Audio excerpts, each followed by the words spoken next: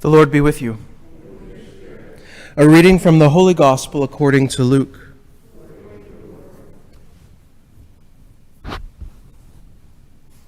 Herod the Tetrarch heard about all that was happening, and he was greatly perplexed, because some were saying, "John has been raised from the dead." Others were saying, "Elijah has appeared." Still others, "One of the ancient prophets has arisen." But Herod said, "John I beheaded. Who then is this about whom I hear such things?"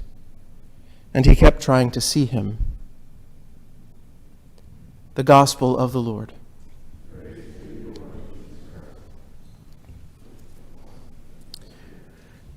So a couple of the other Jesuits and I have been watching this show Cobra Kai recently.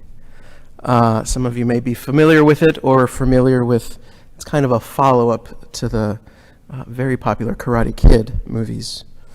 And I bring it up because it's an interesting show of how somebody can hold on to so much hatred throughout the years, so much darkness in their own heart. Now, this first reading, as I mentioned earlier, is about vanity, not so much pride on the surface level. But I think that there is a deep, deep connection between those two things. Because once we take, I think, our first reading, once we go a little bit deeper than just, oh, that's a nice thing to say, or that's a pretty bad burn to give to somebody, once we go just a little bit deeper, we start to notice that all of those things that we see in our own lives, and again, open up the newspaper and you see it all around us, all of this hatred that we have for each other, once we take a look at, well, that's just me holding on to something and treating other people, regardless of their ideology, as simply something or some person to hate. Well, that's kind of ridiculous. That's kind of ridiculous, and if we look at it in that sense, well, yeah, it's vanity. Vanity of vanities. I am only looking to myself. I am only looking to the ways that I know that I am right. We all have heard this my truth language come up. Well, there is truth. And once we find that we're not that, well, remember what Herod the Tetrarch said. Well, John, I beheaded. John is dead.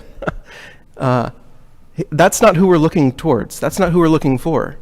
We're looking for the one that came back from the dead, for this Jesus who raises us up and pulls us out of that darkness, of that fallenness that we find ourselves in. And that's the truth that we find in our reading. It says, nothing is new under the sun, so why even fight it, you might ask yourself. Well, that's not so much what is so set in stone. Yeah, people are bad sometimes, but we've been redeemed. We've been saved.